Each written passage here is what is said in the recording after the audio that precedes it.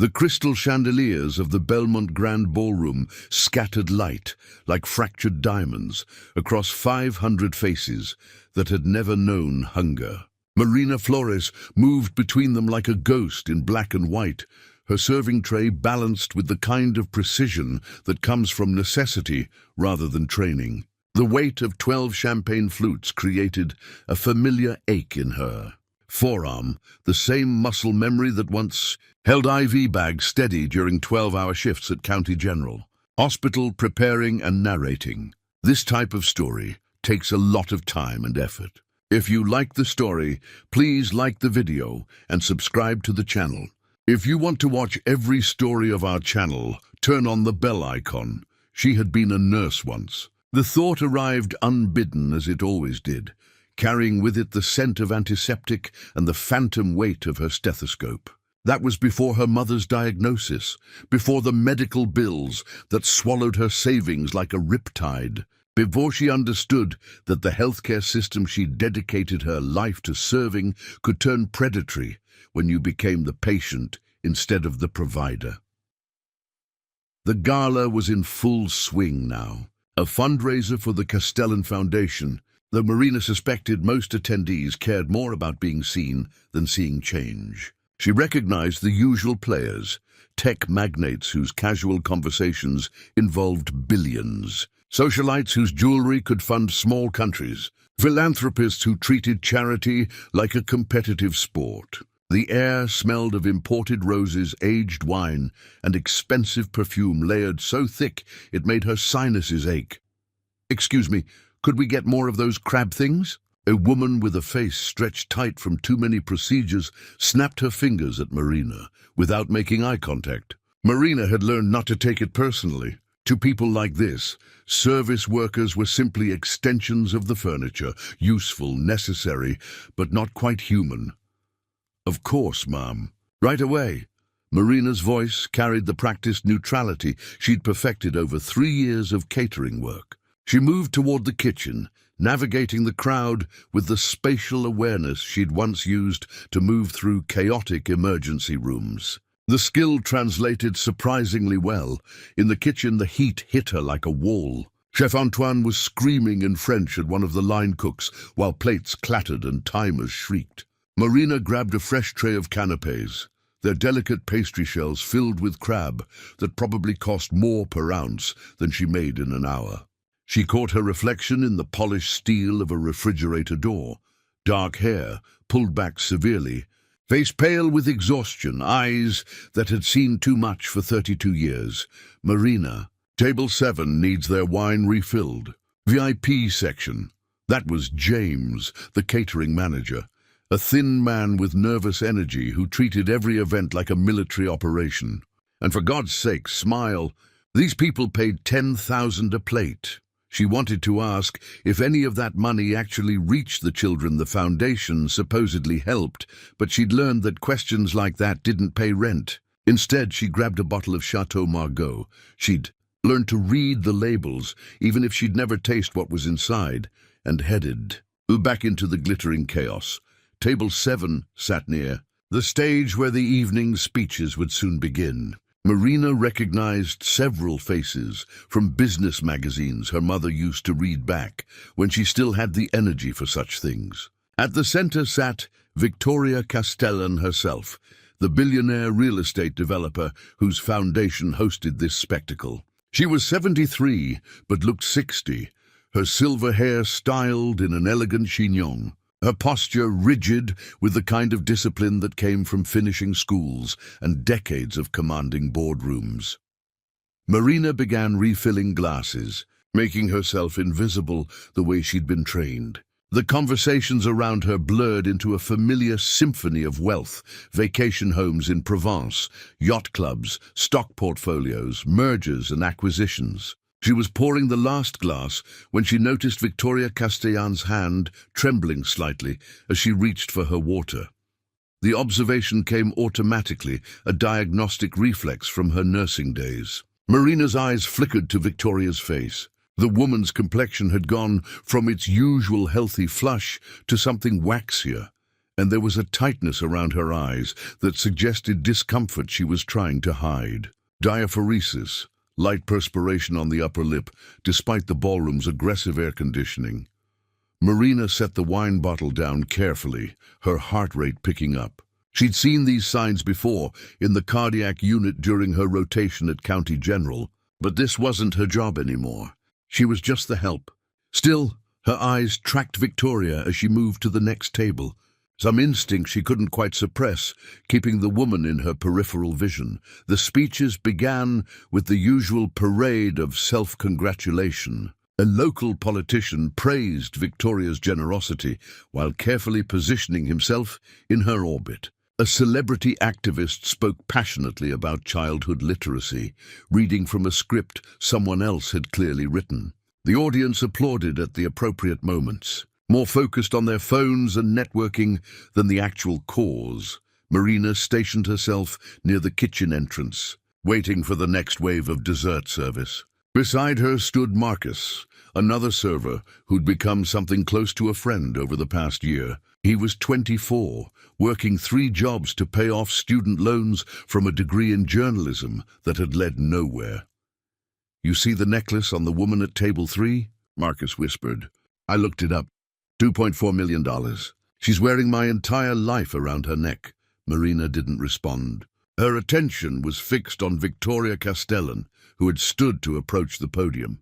The woman moved with her characteristic confidence, but Marina noticed the slight hesitation in her step, the way she gripped the back of her chair for just a moment longer than necessary. Victoria reached the microphone to thunderous applause. She smiled, that practiced expression of gracious humility that powerful people perfect over decades. "Thank you all for coming tonight," she began, her voice strong and clear. "Your generosity will change lives. The Castellan Foundation has reached over 10,000 children this year alone." She paused, just for a second. Marina saw her grip the podium, "and with your continued support, we can double that number." Another pause, longer this time. Victoria's knuckles had gone white against the dark wood. "Education is the great equalizer, the bridge between..." The sentence never finished. Victoria Castellan's eyes rolled back, and she collapsed behind the podium like a marionette with cut strings. The ballroom erupted into chaos, screams, gasps, the sound of chairs scraping as people jumped to their feet. Marina's body moved before her mind caught up, muscle memory overriding 3 years of learned helplessness. She was running toward the stage, her server's tray clattering to the floor behind her. She reached Victoria before anyone else, dropping to her knees beside the fallen woman. Training flooded back like a dam breaking. She pressed 2 fingers to Victoria's carotid artery, pulse present but irregular, too fast, thready, breathing shallow but present. Marina's hands moved with practiced efficiency, loosening Victoria's collar, checking her pupils. "Someone call 911. Marina shouted, her voice cutting through the panic with an authority she hadn't used in years. "Now!" A crowd had gathered, a semicircle of expensive suits and designer gowns, all standing uselessly, phones raised to record rather than help. Marina blocked them out. She turned Victoria onto her left side, recovery position, and monitored her breathing. The woman's pulse was stabilizing slightly, but something was wrong. This wasn't a simple faint from standing too quickly or skipping meals. "Stand back. Give her air." That was James, suddenly beside her, his face pale with panic. "Marina, what are you—" "I'm a nurse," Marina said, the words strange in her mouth after so long. "Was a nurse. I know what I'm doing." Victoria's eyes fluttered open, unfocused and confused. She tried to sit up, but Marina gently restrained her. "Mrs. Castellan, stay still. You fainted. Help is coming." "I'm fine," Victoria mumbled, but her words slurred slightly. "Just stood up too fast. Let me up, I need to—" "You're not fine." Marina kept her voice firm but calm, the tone she'd used with panicked patients in the ER. "Have you been feeling chest pain?" Shortness of breath. "Any numbness in your left arm?" Victoria's eyes focused on Marina for the first time, really seeing her. "Who are you?" "Right now, I'm the person keeping you from making a terrible decision. Answer the questions." Something in Marina's tone must have penetrated Victoria's confusion and pride. My chest has felt tight all evening. I thought it was just the corset. These ridiculous formal dresses. Any pain radiating to your jaw or shoulder? Victoria hesitated, then nodded almost imperceptibly. My left shoulder has been aching for the past hour. But I have arthritis. It's nothing. It's not nothing. Marina's mind was racing through differential diagnoses. Classic presentation of cardiac event in an elderly woman, often atypical compared to male patients. The jaw pain, shoulder ache, the diaphoresis she'd noticed earlier. Are you on any medications? Blood pressure medication. Atorvastatin for cholesterol. Why does it matter? Before Marina could answer, paramedics burst through the ballroom doors, summoned by several 911 calls. Marina immediately began rattling off information: patient symptoms, suspected cardiac event, vital signs as best she could assess them without equipment, current medications. The lead paramedic, a woman named Rodriguez according to her name tag, gave Marina an approving nod. You medical? Former RN County General Cardiac Unit. Lucky lady, Rodriguez said, already hooking Victoria up to a portable EKG. Getting a cardiac nurse at a fancy party. Someone's watching out for you. As they loaded Victoria onto a stretcher, the billionaire's eyes found Marina again. What's your name? Marina. Marina Flores. Marina Flores, Victoria repeated, as if committing it to memory. Then she was being wheeled away, the crowd parting like the Red Sea, everyone suddenly remembering how to move now that the crisis had passed. Marina stood in the center of the ballroom, suddenly aware of 500 pairs of eyes on her. Her hands were shaking, post-adrenaline crash. She'd forgotten this feeling, the way your body betrayed you after the emergency passed. All that cortisol and epinephrine flooding out of your system at once. James appeared at her elbow, his expression unreadable. My office now! The walk to the catering manager's office felt like a funeral march. Marina's mind spiraled through possibilities. She'd abandoned her post, created a scene, touched a guest without permission. There were probably liability issues, insurance concerns. A dozen ways this could go wrong for the catering company. James closed the door behind them and stood with his back to it, arms crossed. Marina braced herself for the reprimand, possibly termination. She thought about her mother's medication, the stack of bills on her kitchen counter, the rent due in 12 days. That was the most incredible thing I've ever seen, James said quietly. Marina blinked. What? You saved Victoria Castellan's life. Do you understand that? One of the most powerful women in this city collapsed, and you, a server they probably never even looked at, you were the only person who knew what to do. He shook his head, something like wonder in his expression. Where did you learn that? I told you. I was a nurse before. Why aren't you still? The question hung in the air between them. Marina found herself answering, the words spilling out after years of keeping them locked inside. My mother got sick. Stage 4 pancreatic cancer. The treatments weren't covered by her insurance. Experimental protocols, the only things that might work. I had some savings, but it wasn't enough. I took out loans, then more loans. I was working so many shifts, I couldn't think straight, and I made a mistake. Nothing that hurt anyone, just a medication timing error that got caught, but it was enough. They let me go, and with that on my record, I couldn't get hired anywhere else in nursing. She laughed, but there was no humor in it. Turns out the healthcare system doesn't have much mercy for its own. So I pay off debt by serving champagne to people who spend more on a single dinner than my mother's medication costs for a month. The irony isn't lost on me. James was quiet for a moment. Then, your mother. Is she alive, in remission, actually? The treatments worked. So I guess the debt was worth it. But I'll be paying it off for the next decade, and I'll never be a nurse again. She met his eyes. Why am I telling you this? Because you just remembered who you used to be, James said simply. And maybe that's worth something. There was a knock on the door. James opened it to reveal a man in an expensive suit Marina didn't recognize. He was in his 40s, with salt and pepper hair and the kind of exhausted eyes that came from too many years dealing with crisis management. "I'm looking for Marina Flores. I'm told she's one of your staff." "That's me," Marina said, standing straighter. "Daniel Castellan, Victoria's son." He stepped into the small office, somehow making it feel even smaller with his presence. "The hospital just called. They ran tests. You were right. My mother had a heart attack. A mild one, but it was a heart attack. The doctor said if she'd continued standing giving that speech, the stress could have made it much worse. If she'd tried to brush it off and go home, she might not have woken up tomorrow." He paused, and Marina saw genuine emotion crack through his executive veneer. "You saved my mother's life.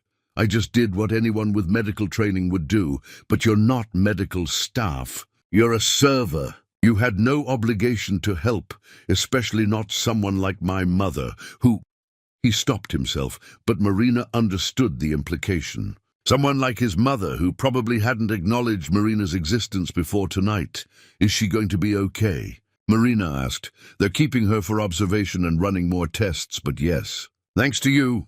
Daniel reached into his jacket and pulled out a business card. "I'd like to thank you properly once everything settles. This is my personal number.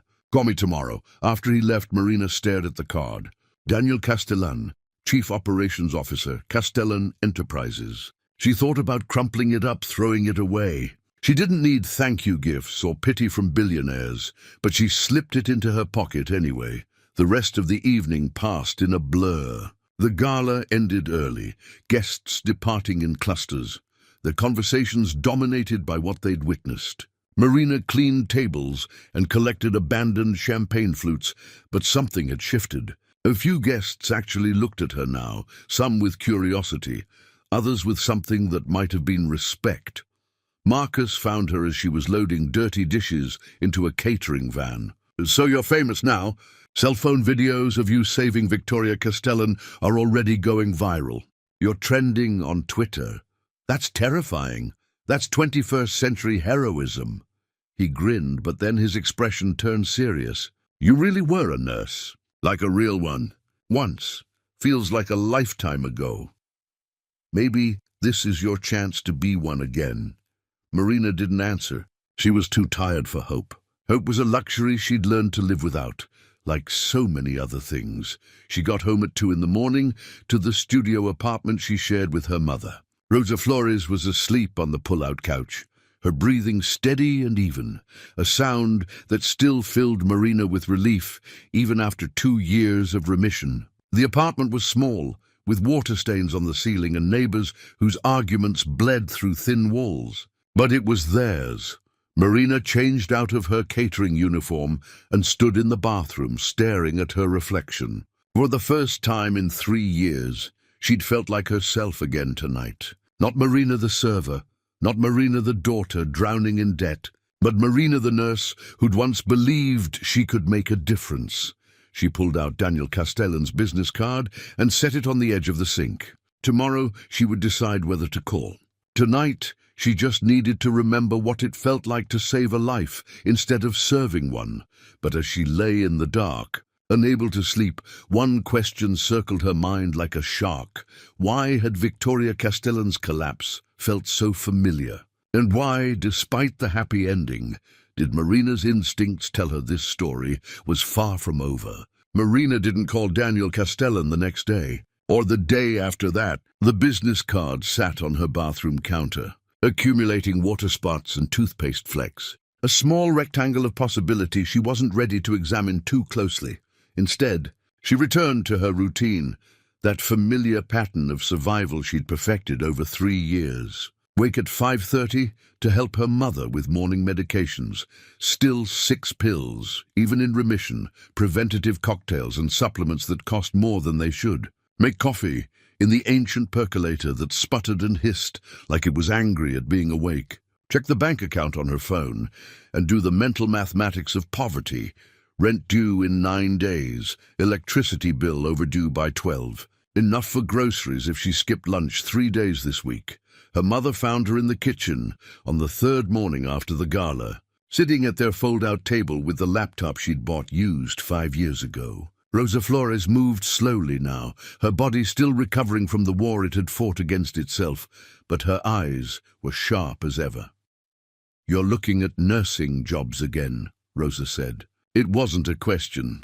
No, just browsing. Marina, her mother sat down across from her, wincing slightly at the movement. "I know that look. That's your hope face, and it scares me more than your giving up face.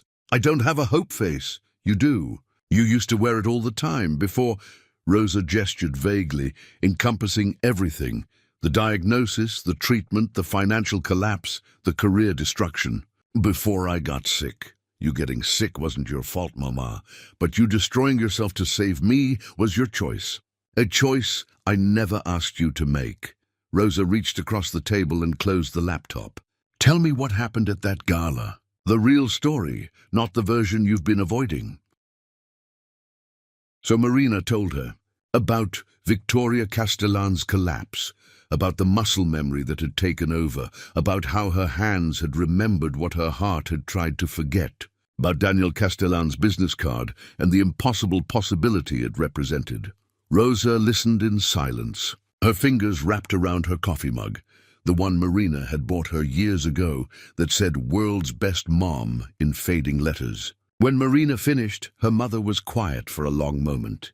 "Do you know what my biggest regret is?" Rosa asked finally. "Not that I got sick. Not that it cost everything we had. My biggest regret is watching you turn yourself into someone smaller to keep me alive. You were brilliant, Mija. You loved nursing the way poets love words. And I watched that love die in your eyes, piece by piece, every time you came home from another catering shift. It was worth it," Marina said quietly. "You're alive, but are you?" Rosa stood, moving to the window that looked out over a parking lot full of dented cars and broken dreams. "That man gave you his card for a reason. Maybe it's thank you money. God knows we could use it. But maybe it's something else. Something that reminds you who you were before survival became your only goal. I can't afford hope. Mama, hope doesn't pay bills. No, but it's the only thing that makes paying them worthwhile." Marina spent the next few hours at her second job, stocking shelves at a 24-hour pharmacy. The irony wasn't lost on her. Surrounded by medications she'd once prescribed, reducing dosages and monitoring side effects, now simply arranging them alphabetically on shelves. She knew what each bottle did, could recite indications and contraindications from memory, but that knowledge was useless when locked behind the barrier of her ruined nursing career. "Hey, Marina! You hear about the Castellan thing?" That was Derek, a pharmacy tech who'd been trying to ask her out for 6 months, despite her complete lack of interest. "Dude, you're like a celebrity. My girlfriend saw the video. 30 million views already. Great. That and $3 gets me a coffee. Come on, don't be like that. This is your moment. You should milk it, do interviews, start a GoFundMe. Write a book or something." Marina arranged bottles of blood pressure medication, reading labels she'd memorized years ago.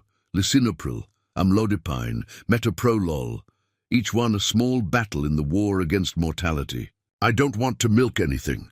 I just want to do my job. But that's the thing, you shouldn't be doing this job. You're like actually smart. My cousin couldn't even get into nursing school, and you were an ER nurse. That's serious. Cardiac unit. And past tense is doing a lot of work in that sentence." Derek opened his mouth to respond, but the store's automated doors whisked open and a woman in a designer pantsuit strode in, looking completely out of place among the fluorescent lights and cheaply linoleum. She was in her 50s, with steel-grey hair and the kind of confident posture that came from years of winning arguments in boardrooms. "I'm looking for Marina Flores," the woman announced to the general vicinity. As if accustomed to being obeyed regardless of context, Marina's stomach dropped. "That's me," the woman approached, extending a hand. "Eleanor Chang, I'm Victoria Castellan's personal attorney. Do you have a moment to talk?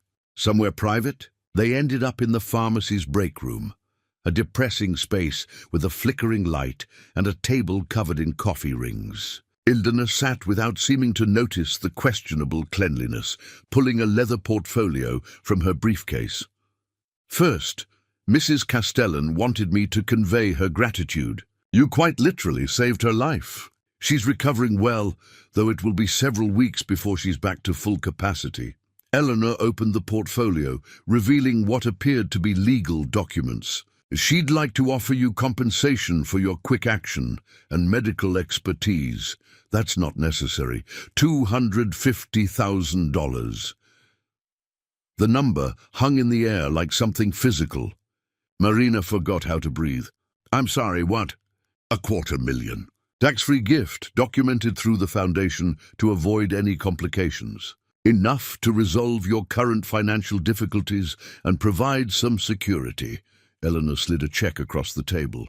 Marina stared at it, at the numbers that could erase 3 years of drowning, at the signature that made it real. This is too much, Marina whispered. I just did what anyone would. We both know that's not true.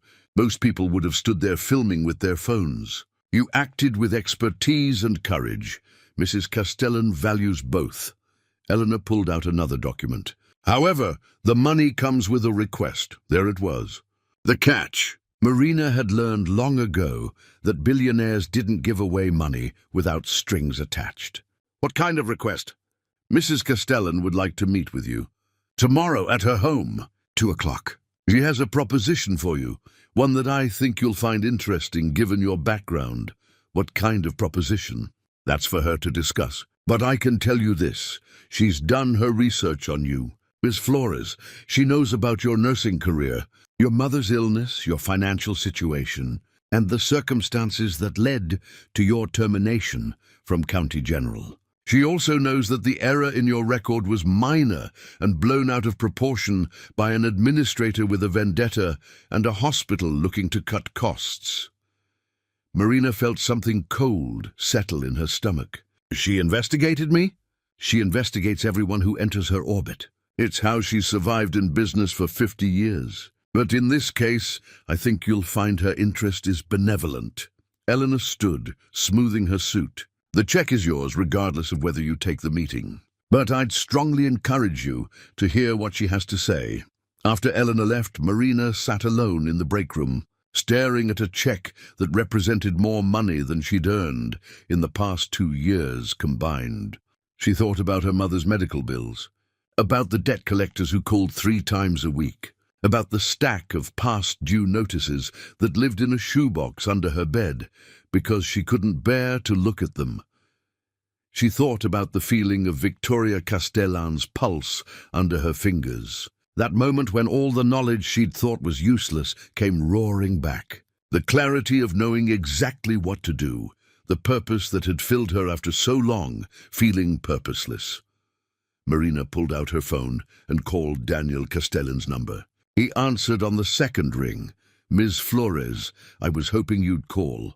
Your mother's lawyer just offered me $250,000. Yes, I'm aware. She also wants to meet with you. Why? Marina asked. What does she want from me? There was a pause on the other end. My mother doesn't do anything without purpose. You saved her life, yes, but that's not why she wants to meet you. She sees something in you, potential she thinks is being wasted. She has a way of collecting people, talented people, who've been overlooked or discarded. It's how she built her company. I'm not interested in being collected. Then meet her and tell her that yourself. But I think you should listen to what she has to say first. My mother can be imperious and calculating, but she's rarely wrong about people. He paused again. She changed my life once, when I was lost. Maybe she can change yours. That night, Marina couldn't sleep. She lay on the pull-out couch next to her mother, listening to the sounds of their building, sirens wailing past, neighbors arguing in Spanish and English, pipes groaning with age. She thought about the life she'd imagined for herself at 25, fresh out of nursing school, with her RN license and a job offer from one of the best hospitals in the city. She'd been good at it. More than good, she'd been exceptional. Her supervisors had said she had instincts that couldn't be taught, a way of reading patients that went beyond textbook knowledge. She'd saved lives before, though never anyone who could write a check big enough to save hers in return. The error that ended her career played through her mind for the 1,000th time. Mr. Patterson in room 412. post-op cardiac bypass, complex medication regimen. She'd been on hour 11 of a 12-hour shift, running on coffee and willpower when she'd administered his blood thinner an hour early. Just 1 hour. The overlap with his other medications could have been dangerous, but it wasn't. The error was caught by the next shift, corrected without incident. The patient never even knew, but the hospital had been looking for reasons to cut staff, and she'd given them one. The nursing supervisor, who'd never liked her, too outspoken, too unwilling to accept inadequate patient ratios, had documented it as a serious medication error. With her mother's mounting medical bills draining her focus and 3 credit cards maxed out from supporting them both, Marina hadn't had the energy to fight it. She'd taken the termination, the mark on her record, and accepted that some doors close forever. Except maybe they didn't. Marina turned to look at her mother, sleeping peacefully for the first time in years. Rosa's face had regained some of its color since remission. The grey pallor of chemotherapy faded into something closer to life. Every morning, Marina woke up grateful her mother was still breathing. But Eleanor Chang was right. She'd been drowning for so long, she'd forgotten what it felt like to swim. At 1:45 the next afternoon, Marina stood outside a building in the city's most exclusive neighborhood, wondering if she'd somehow entered an alternate dimension. The Castellan residence occupied the top 3 floors of a pre-war building, with a doorman who looked at her with polite suspicion until she gave her name. Then his expression shifted into something closer to reverence. "Miss Flores." "Yes, Mrs. Castellan is expecting you." 30th floor. The elevator opens directly into the residence. The elevator was lined with mirrors and dark wood, and Marina spent the ride up trying to reconcile her reflection with the setting. She wore the only professional clothes she owned. A black pantsuit from her nursing days, slightly worn at the elbows, paired with a white blouse she'd ironed carefully. Next to the gilded opulence around her, she felt like a paper doll in a palace. The elevator doors opened onto an entryway that was larger than her entire apartment. Original artwork lined the walls. Marina recognized a Rothko, though she couldn't have explained how. Floor-to-ceiling windows offered views of the city that made it look like a toy model, something small enough to hold in your hand. Victoria Castellan sat in a leather armchair near the windows, an oxygen cannula in her nose and a tablet in her lap. She looked smaller than she had at the gala, more human, though her posture still carried that unmistakable authority. When she saw Marina, she smiled, a genuine expression that transformed her face. "Miss Flores, thank you for coming. Please sit." She gestured to a chair across from her. "Can I offer you tea, coffee? Something stronger, perhaps?" "Water would be fine, thank you." A staff member materialized with a glass before Marina had finished the sentence. Victoria waited until they were alone again before speaking. "I imagine you're wondering why you're here.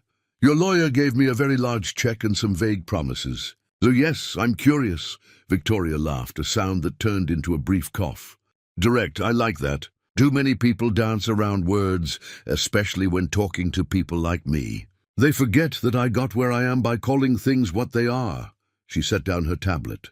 "You're here because you're wasted as a caterer and a pharmacy stock clerk. And because I need someone with your particular combination of skills, integrity, and desperation. That's refreshingly honest. I don't have time for anything else. Nearly dying has a way of clarifying priorities." Victoria leaned forward slightly, her eyes sharp despite her weakened state. "I've built a fortune over 50 years, Miss Flores. Real estate primarily, but the empire has grown to include hotels, medical facilities, and various other ventures. I employ over 10,000 people. I'm 73 years old, and I just had a heart attack at a charity gala because I ignored warning signs I should have recognized. You're only human. Barely. I've spent so long being Victoria Castellan business mogul that I forgot I also have a body that can fail me. But that's not why you're here." She pulled up something on her tablet and turned it to face Marina. It showed financial documents, spreadsheets dense with numbers. "Tell me what you see."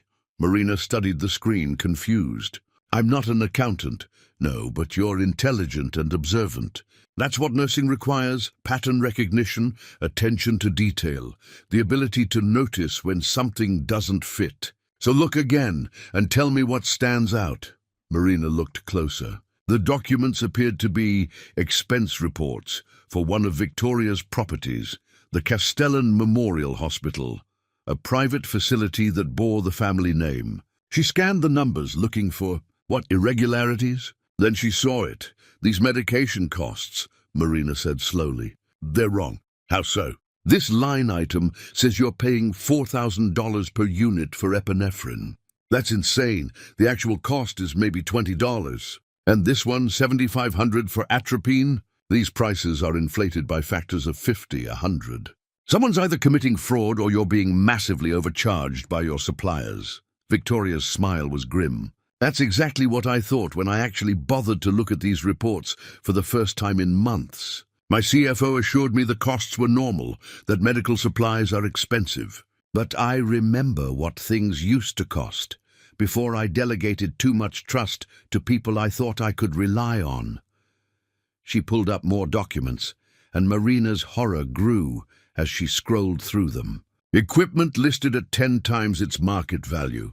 Staffing costs that suggested the hospital was employing twice as many people as physically worked there. Renovation expenses for work that, according to dates, had been charged for multiple times. This is systematic, Marina whispered. Someone's stealing millions. Several someones, I suspect. The question is who and how deep it goes. My CFO, certainly. Possibly my COO, my own son. Others in the organization? Victoria's voice was steady, but Marina could hear the betrayal underneath. I need someone to help me find out the truth. Someone outside my usual circle.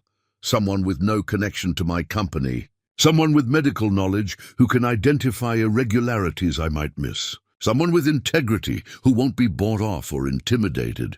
You want me to investigate your own company? I want you to be my private nurse. That's the official position. You'll accompany me to meetings, monitor my recovery, provide medical support as needed. That's legitimate. My doctors insist I need supervision for the next 3 months. But while you're doing that, you'll also help me identify where the bleeding is happening. Figuratively and literally, Marina sat back, her mind racing. I'm not qualified. You're perfectly qualified. You were an excellent nurse before circumstances and poor management destroyed your career. I've read your file from County General, including the incident report from your termination. It was bullshit, Ms. Flores. You made a minor timing error during a shift where you'd been working mandatory overtime with inadequate breaks. The hospital used you as a scapegoat for their staffing failures.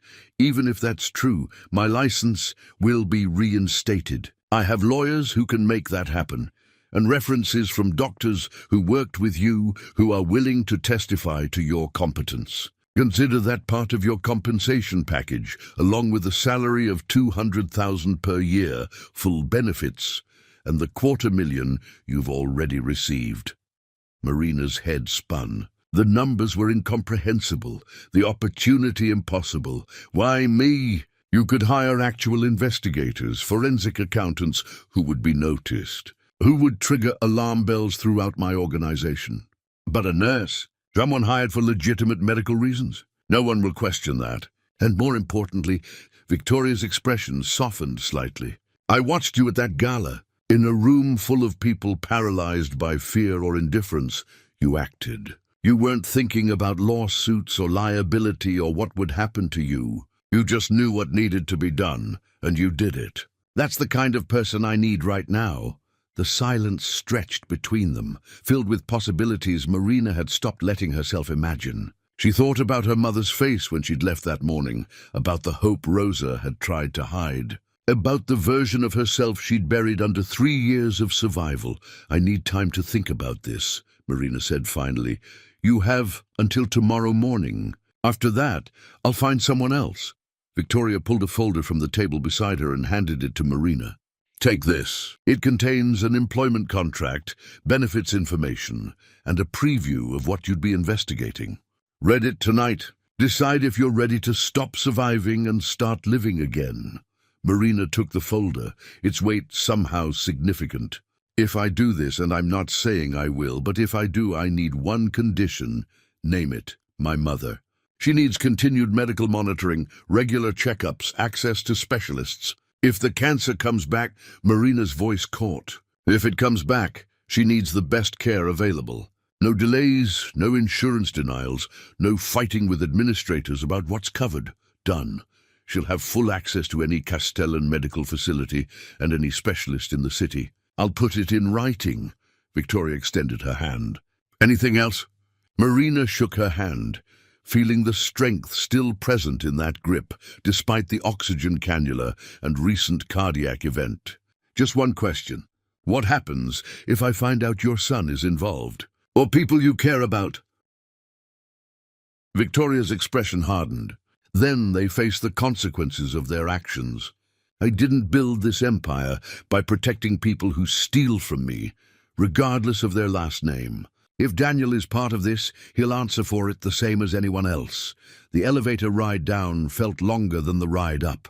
Marina clutched the folder against her chest like a shield, her mind a whirlwind of possibilities and fears. In the lobby, she nearly collided with a man entering the building, tall, expensive suit carrying himself with the unconscious arrogance of inherited wealth. Sorry, Marina muttered, moving to step around him. Wait, you're the woman from the Gala. Marina Flores, right? He smiled, extending a hand. Richard Thornton. I'm on the board of the Castellan Foundation. I wanted to thank you for what you did. Victoria is, well, she's important to a lot of people. Marina shook his hand briefly. I'm glad she's okay. We all are. Such a terrible scare. His expression remained friendly, but his eyes were calculating, taking her measure. Are you here visiting? I hope Victoria is treating you well. Something in his tone put Marina on edge, some quality she couldn't quite name. Just a thank you meeting. Nothing major. Of course, of course. Well, if you're ever interested in discussing that night in more detail, I'd love to take you to lunch. As a board member, I'm always interested in the Foundation's events.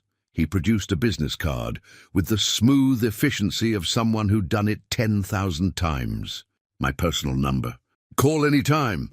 Marina took the card, managing a polite smile, and escaped to the street. She walked for blocks without direction, letting her feet carry her while her mind spun through Victoria's offer. The folder felt like it was burning through her bag, impossible to ignore. She found herself at a small park where she used to bring her mother before the cancer, back when Rosa could still take long walks without tiring. Marina sat on a bench and opened the folder, her hands trembling slightly. The employment contract was straightforward, shockingly generous, with clauses protecting her legally and financially. Health insurance that would cover her mother's care without limits, a licensing attorney to petition for her nursing reinstatement, salary and benefits that would transform her life overnight.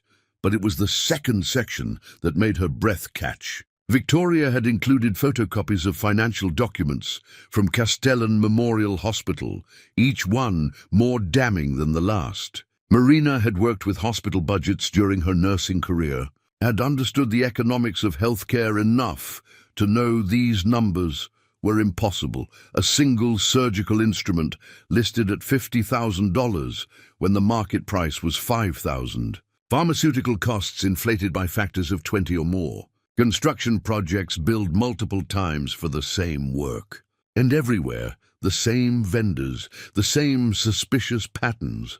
Someone had turned Victoria's hospital into a personal ATM machine. And they'd been doing it for years. Marina pulled out her phone and called her mother. Rosa answered on the first ring as if she'd been waiting. Mija? How did it go? Marina told her everything.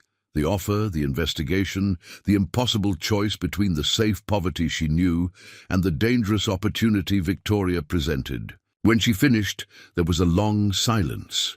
Do you remember, Rosa said finally, when you were 8 years old and you told me you wanted to be a doctor? I remember. You said we couldn't afford medical school. No, I said we couldn't afford it easily. But you were so determined, so on fire with purpose, that I told you we'd find a way. And we did, maybe not to medical school, but to nursing school.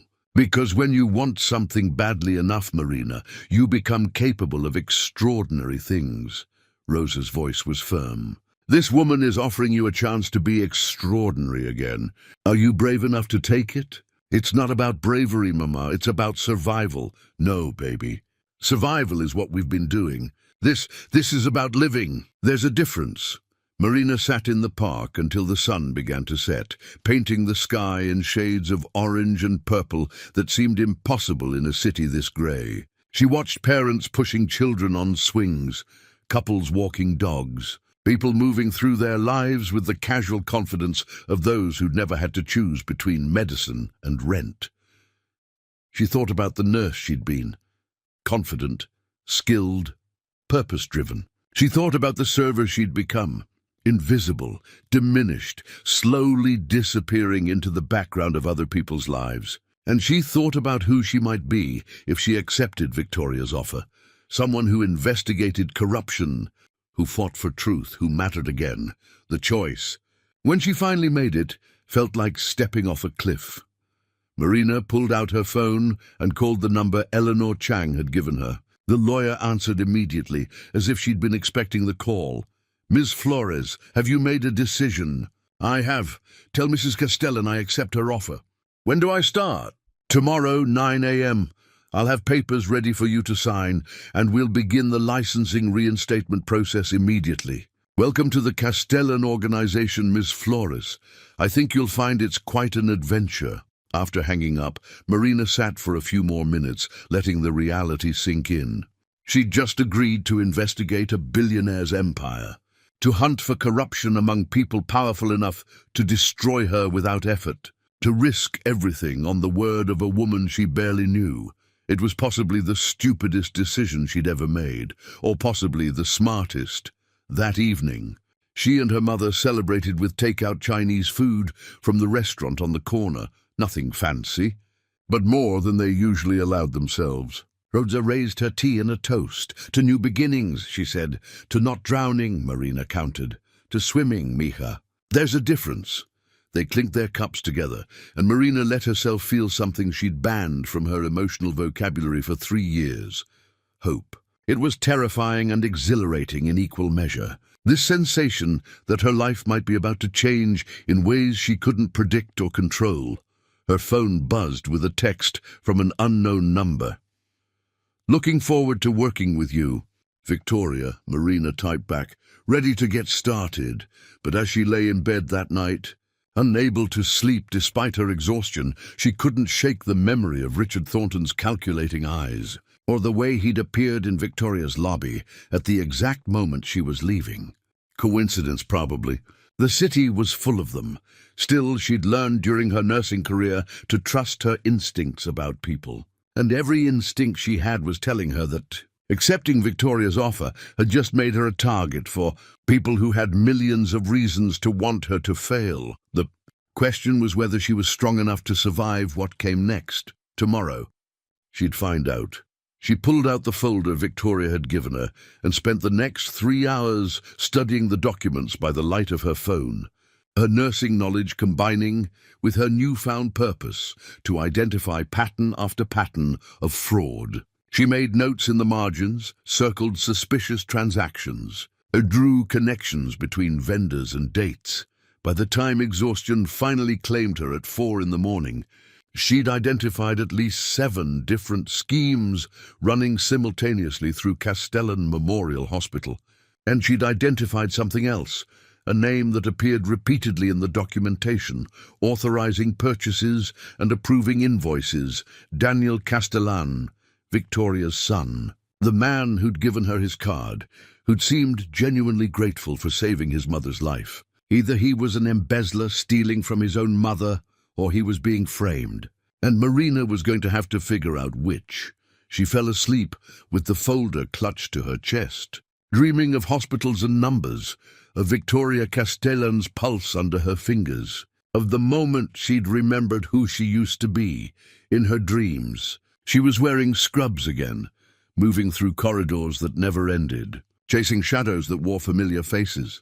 And somewhere in the distance, a heart monitor beeped steadily, measuring time in the rhythm of life and death, survival and meaning, drowning and swimming. Tomorrow would be the first day of her new life. She just hoped she'd survive it. The Castellan Enterprises headquarters occupied 40 floors of steel and glass in the financial district. A monument to wealth that made Marina feel like an imposter the moment she stepped through the revolving doors. The lobby alone was larger than most buildings she'd worked in, with marble floors that echoed footsteps like accusations and abstract sculptures she assumed were expensive because they were incomprehensible. Eleanor Chang met her at reception, looking impossibly put together in a charcoal suit that probably cost more than Marina's car. Right on time, good. Victoria values punctuality. She handed Marina a badge with her photo. When had they taken that? And an envelope. Building access, parking pass, corporate credit card, and phone. The phone is encrypted and monitored only by Victoria and myself. Use it for any sensitive communications. Marina stared at the contents. The credit card had her name embossed on it in silver letters. The phone was the latest model, sleek and expensive. This seems excessive for a nursing position. It's not excessive for what you'll actually be doing. Eleanor led her to a private elevator, one that required her new badge to access. Today is orientation, meeting staff, understanding the organization structure, learning which systems you'll need to navigate. Starting tomorrow, you'll shadow Victoria through her daily schedule. Take notes on everyone you meet, every interaction you observe. Trust nothing at face value. The elevator climbed swiftly, Marina's stomach dropping slightly at the speed. Has Victoria told anyone else what I'm really doing? No one. As far as the organization knows, you're her private nurse, hired on doctor's orders after her cardiac event. That story is airtight. We have documentation from 3 different cardiologists recommending supervised recovery. Eleanor's expression was unreadable. Some people will resent your presence. They'll see you as a limitation on Victoria's authority or as a spy. Let them think that. Paranoia makes people careless.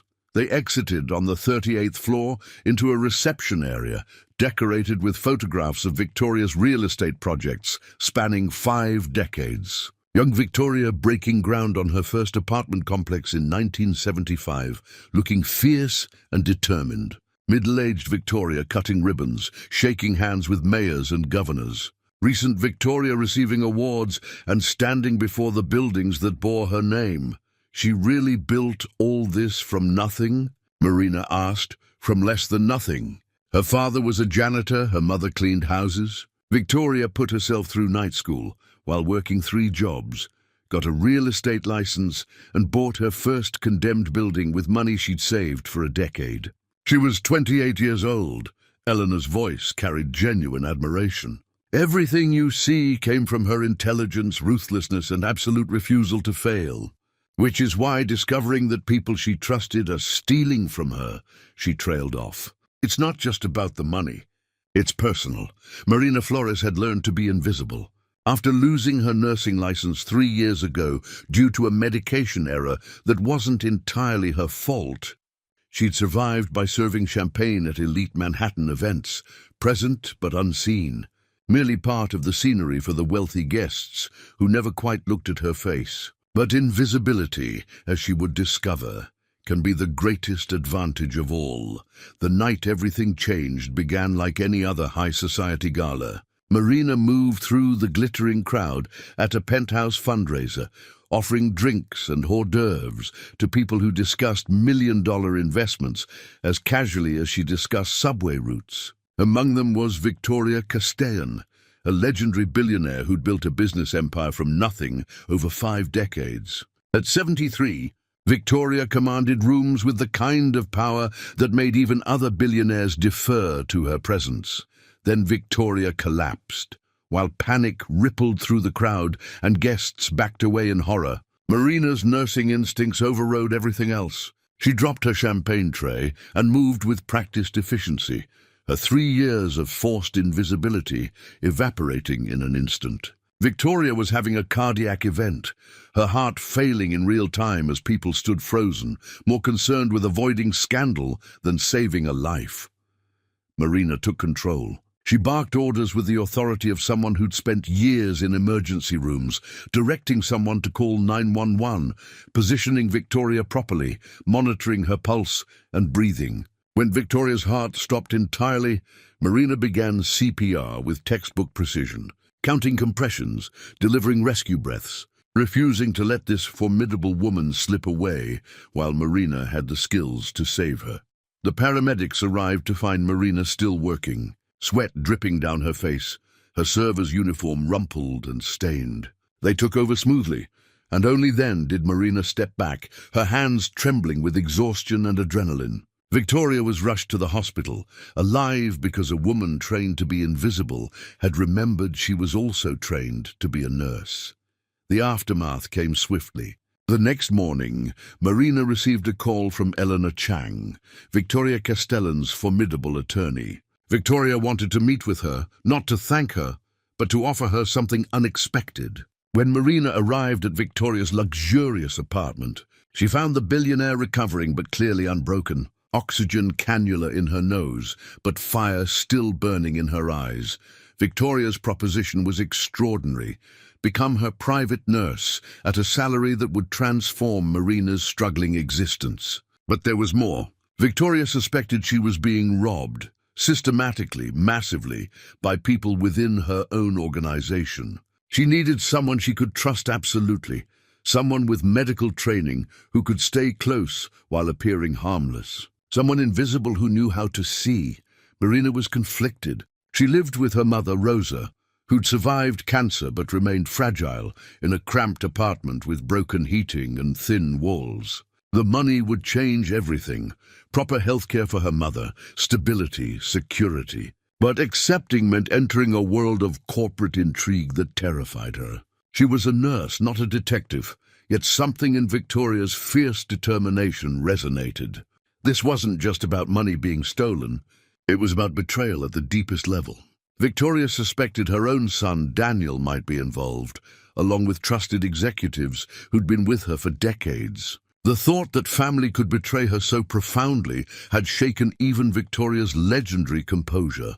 Marina accepted, and thus began her transformation from invisible server to trusted confidant and amateur investigator. Her first day at Castellan Enterprises revealed the complexity of what she'd undertaken. The company was a hydra of interconnected ventures: hospitals, real estate developments, charitable foundations, investment portfolios spanning industries. Victoria's name was spoken with careful reverence, suggesting both deep respect and profound fear. And nearly everyone Marina met was hiding something. She could sense the layers of deception beneath practiced professional smiles. As Marina dove into financial records with Victoria's guidance, the scope of the fraud became horrifyingly clear. $24 million for MRI machines that were never delivered. Big vendors with names that sounded legitimate but traced back to untraceable shell companies. Ghost employees receiving salaries for jobs they never performed. Construction projects that existed only on paper. The theft wasn't opportunistic. It was sophisticated, systematic, and had been ongoing for years. Marina's nursing background proved invaluable in unexpected ways. She'd worked in hospital procurement during her training, so she recognized immediately that you couldn't install 6 MRI machines without massive infrastructure changes. Reinforced floors, specialized electrical systems, construction that would be impossible to hide. The machines Victoria's company had supposedly purchased simply didn't exist. The money had vanished into phantom corporations designed to steal from the empire Victoria had spent a lifetime building. Conservative estimates put the total theft at over $200 million. The fraud required access at the highest levels: the CFO, the General Counsel, department heads in procurement and operations. And disturbingly, Daniel Castellan's authorization codes and signatures appeared throughout the fraudulent transactions. Victoria's son, The man she'd groomed to eventually inherit her empire seemed complicit in its systematic looting. Then, the threats began. An anonymous text message to Marina's supposedly secure phone: "You should stop asking questions. Some doors are locked for good reasons." Someone knew what she was investigating within 24 hours of her receiving the encrypted phone, suggesting the breach extended deep into the company's IT systems. Marina had become visible to the wrong people. Victoria responded by accelerating the investigation. She'd secretly commissioned an independent audit weeks before even hiring Marina, and now she was ready to act. At a board meeting with all key executives present, Victoria dropped her bombshell. She knew about the fraud, had evidence, and heads would roll. The room erupted in chaos. Thomas Brennan, the CFO who'd been with the company for 20 years, was fired on the spot when evidence showed his signature on 47 fraudulent transactions totaling $83 million. His world collapsed in minutes, from trusted executive to escorted-out criminal suspect. Victoria's message was clear. No one, regardless of tenure or position, was safe if they'd stolen from her. Over the following week, the organization convulsed. 3 more executives were fired. 2 resigned before termination. 1 disappeared entirely, fleeing to Costa Rica to escape prosecution. Rumors spread that Victoria had lost her mind, become paranoid, was destroying her own company through baseless accusations. But Marina saw the truth. Every terminated person had been caught in provable fraud. Victoria wasn't destroying her empire. She was performing emergency surgery to save it. Then came the second threat, more terrifying than the first. "Your mother looks healthy. Would be a shame if something changed that." They'd threatened Rosa, the person Marina loved most in the world, to intimidate her into silence. Victoria's response was immediate and absolute. Professional security, former military, armed, competent, was assigned to Rosa within hours. No one would hurt people under Victoria's protection. The threat had crossed a line from corporate fraud to personal war, and Victoria Castellan had spent 50 years learning how to win wars. The breakthrough came from an unexpected source: Daniel himself. He confessed to Victoria and Marina that he'd been monumentally stupid. Thomas Brennan had approached him months ago with supposed investment opportunities, asking for authorization codes to move money quickly.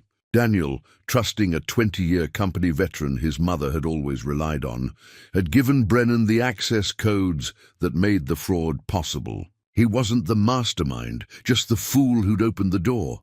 Victoria faced an impossible choice. Her son had enabled massive theft through negligence and misplaced trust. But the evidence suggested foolishness rather than malice. After searching her son's face for the truth, Victoria made her decision. Daniel wouldn't be fired, but he'd be demoted, working under Eleanor's supervision for 2 years to rebuild trust through actions rather than words. Family meant something, but it also meant higher standards, not lower ones. The investigation expanded to federal prosecutors. The missing procurement head was extradited from Costa Rica. Bank accounts were frozen, assets seized, the machinery of justice grinding slowly but inevitably forward. Marina continued her dual role, monitoring Victoria's cardiac recovery while helping dismantle the criminal network that had infected the company. And slowly, something remarkable happened. Victoria healed, not just physically but spiritually. The betrayal had wounded her deeply, but the fight had given her renewed purpose. She wasn't just running an empire anymore. She was reclaiming it, ensuring the organization she'd built from nothing would survive her with integrity intact. 3 months after the gala, Marina's nursing license was officially reinstated, her record expunged. She stood in the courthouse holding the paper that declared her a nurse again and wept, not from relief, but from the realization of how far she'd traveled from that night. Serving champagne to invisible guests, Victoria found her there and made a final proposition. Director of Nursing at Castellan Memorial Hospital. Six-figure salary, full benefits, authority to build a department based on integrity and compassion. Someone who'd been invisible and powerless would ensure no one on her staff ever felt that way. Marina accepted. That evening, she stood at the window of the apartment she and her mother would soon leave for somewhere with functioning heat and thick walls, looking over the city that had tried to break her and failed. Her phone buzzed with a message from Victoria. Board meeting tomorrow, 9 a.m. You're first as an executive. Try not to save any more lives. You're making the rest of us look bad. Marina Flores had started as invisible, become a champagne server, remembered she was a nurse, and somehow ended up here, director of nursing, investigator of fraud, survivor of everything life had thrown at her. She hadn't found her way back to who she'd been. She'd found her way forward to someone entirely new. The story wasn't over. There would be more trials, more challenges, more moments requiring courage she wasn't sure she possessed. But for the first time in 3 years, Marina wasn't just surviving, she was living. If you enjoyed this story of redemption, courage, and the power of being underestimated, please subscribe for more compelling narratives about ordinary people doing extraordinary things. Every subscription helps us bring you more stories that inspire, challenge, and remind us that our greatest setbacks can become our most powerful comebacks.